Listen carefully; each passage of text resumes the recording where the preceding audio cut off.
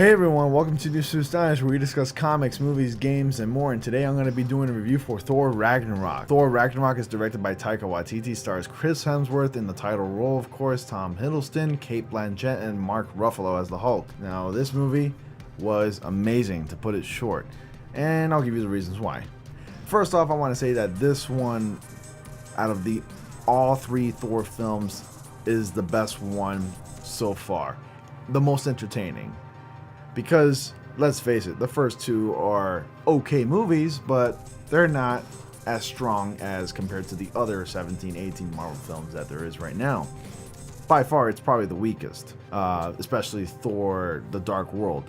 I mean, I liked that movie, but it's still the weakest. I probably wouldn't watch it again, and it's weird because usually the third film of a trilogy or franchise doesn't do so well, but this one did by far the best out of all three of them, because it was just a lot of fun. And it could be argued that you can't do a Thor film with just Thor alone. You would probably need some supporting characters, mostly from other well-known superheroes, but that can easily be argued, because I think you can get a decent Thor film if the story is very cohesive and well done. Now, this Thor movie does bring a lot of elements that we have not seen in other Thor movies before. The humor is cranked up to 11. I mean, we did have bits of humor here and there from the other two Thor films, but this one is just on and on. It just keeps snapping at you, coming right at you, one after the other. One joke here and one joke there, right after the other. Now, for some comic book lovers, they might not like this, but this is Marvel, because Marvel's really well known in delivering a lot of humor into their films.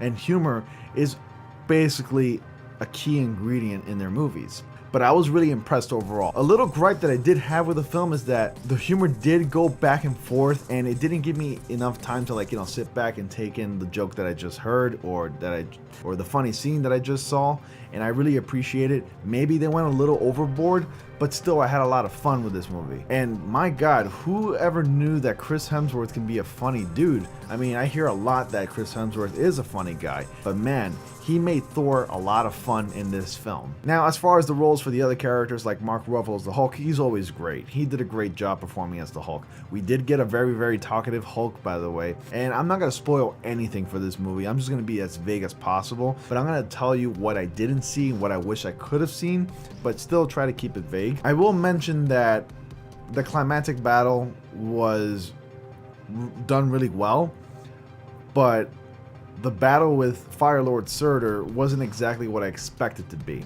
And I'll leave you to think about what I meant by that. For those of you who've seen the movie, then you'll know what I'm talking about. Cate Blanchett's Hela was hella awesome. Man, she delivered 1000% in this role. She was a total biatch, and she did not play around. Cate Blanchett was born to play this role. She gave an amazing, convincing performance, and she really came across as this intimidating, villainous figure, and everyone was afraid of her. And I'm really happy that she did the role justice. She looked awesome, she kicked a lot of ass, and I was really astounded and just impressed by the way she handled the character. And as always, Tom Hiddleston is really cool as Loki. I mean, the guy is a son of a bitch by now. I mean, he's terrorized New York City, he's been a villain in the other films, and still betrays Thor here and there in the movie, but I'm not going to get into details. But the chemistry between Tom Hiddleston and Chris Hemsworth is great. I love the chemistry between those two. Those two know how to work together. And I gotta say, Jeff Goldblum, he didn't have a large role like in this movie, and I was expecting to see a lot more of him in this movie, but he was great as the Grandmaster, added a lot of comedic elements to his role as a character, and a lot of this and that, and yeah, oh, Asgard, oh, okay, yeah, that Jeff Goldblum makes me laugh. Every time I saw him, he was just a total trip and a half, and I enjoyed watching his performance as the Grandmaster. Definitely an interesting take on the Grandmaster. And as for the other characters, I mean, great performances overall. We only had a very small role from Anthony Hopkins' Odin,